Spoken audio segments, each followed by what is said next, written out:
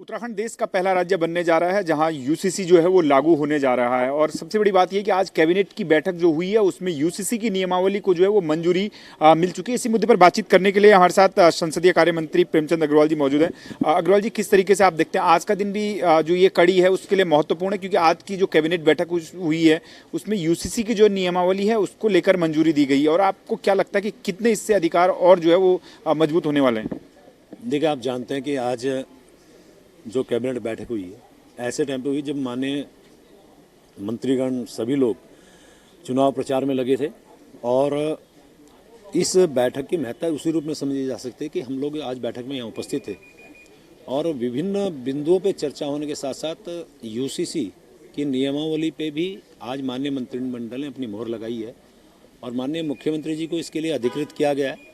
तो कभी भी माननीय मुख्यमंत्री जी इसकी कब इसे हमारे उत्तराखंड में लागू होगा इसकी घोषणा करेंगे, और मैं समझता हूं कि पहला राज्य होगा उत्तराखंड जो इस यूसीसी को देश में लागू करने जा रहा है। लेकिन क्या कुछ आप लगता है, क्योंकि कांग्रेस खुले तरीके से समर्थन नहीं कर रही है और ओवैसी लगातार जो है वो इस पर हमला करते रहते हैं यूसीसी के बहाने बीजेपी पर, क्या आपको लगता है कि पार्टी का जो घोषणा पत्र शुरू से आ रहा था यूसीसी उसमें था, चाहे वो राष्ट्रीय स्तर पर हो चाहे उत्तराखंड स्तर पर हो, एक वादा जो है और पूरा होने जा रहा है?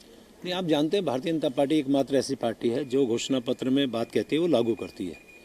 वो चाहे केंद्र की बात करें चाहे मेरे प्रदेश की बात करें। हमने कहा था राम मंदिर बनाएंगे, बना। हमने कहा था 370 हटाएंगे, हटा। हमने कहा था 3 तलाक खत्म करेंगे, किया। ऐसे ही हमने चुनाव से पहले जनता को वायदा किया था कि यदि हम दोबारा सत्ता में आएंगे तो यूसीसी लागू करेंगे। पहली मंत्रिमंडल की बैठक हुई उसमें हमने यूसीसी एकमात्र मुद्दे पर चर्चा की, मंत्रिमंडल से पास किया, और उसके बाद से लगातार इस पे काम जो भी हमें करने थे सब हमने किए, और आज अंतिम मोहर मंत्रिमंडल की भी लगी। अब किसी भी क्षण यूसीसी लागू होगा। जहाँ तक आपने विपक्ष की बात की है तो ये विपक्ष तो वह है जिसके पास ना कोई विजन है, ना कोई मुद्दा है, ना कोई एजेंडा है, ना कोई नीति है, ना कोई नेतृत्व है, और उनको तो विरोध ही करना है। मुझे बताइए कौन सा ऐसा विधेयक या कौन सा ऐसा कानून है जिसकी उन्होंने जो है सराहना की हो। ये वही लोग हैं जो हमारी हर चीज़ पे मजाक करते हैं। राम मंदिर पे इन्होंने मजाक की, सनातन को जो लोग गाली देते रहे, जो लोग आज महाकुंभ के बारे में विभिन्न प्रकार की जो है प्रतिकूल टिप्पणी करते हैं, उनके यहाँ कोई अनुकूलता नहीं है। तो मैं कह सकता हूँ कि ये सब होने के बावजूद ये मेरा प्रदेश पहला प्रदेश होगा देश भर में जो यूसीसी को लागू करे। और फिर आप देखिए ना, अनुच्छेद 44 में जिस अम्बेडकर जी की लोग बात करते हैं, उन अम्बेडकर जी ने कहा था अनुच्छेद 44 में कि यूसीसी देश भर में लागू होना चाहिए। ये संविधान की बात करते हैं, संविधान की धज्जियां उड़ा रहे हैं। आज हम यूसीसी लागू कर रहे हैं तो उसका विरोध कर रहे हैं। तो ये विपक्ष है, इनको अपना काम करने दीजिए, हम अपना काम कर रहे हैं।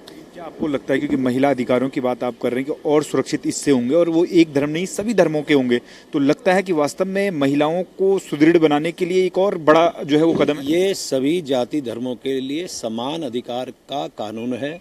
महिलाएं सशक्त होंगी ये बात तो ठीक है, लेकिन तमाम लोगों के लिए ये बहुत हितकर होने वाला है। ये आने वाले टाइम पे सबको समझ में आ जाएगा। धन्यवाद हमसे बातचीत करने के लिए। तो ये संसदीय कार्य मंत्री प्रेमचंद अग्रवाल है, जिनका साफ तौर से कहना है कि उत्तराखंड पहला राज्य जो है वो यूसीसी लागू करने वाला है, और अब मुख्यमंत्री पर ये डिपेंड कर रहा है कि कब जाकर जो है वो तिथि घोषित करते हैं। लेकिन अब देखना ये होगा कि आखिरकार कौन सी तिथि उत्तराखंड में होगी जिसको यूसीसी उत्तराखंड में लागू करने वाला पहला राज्य बनेगा।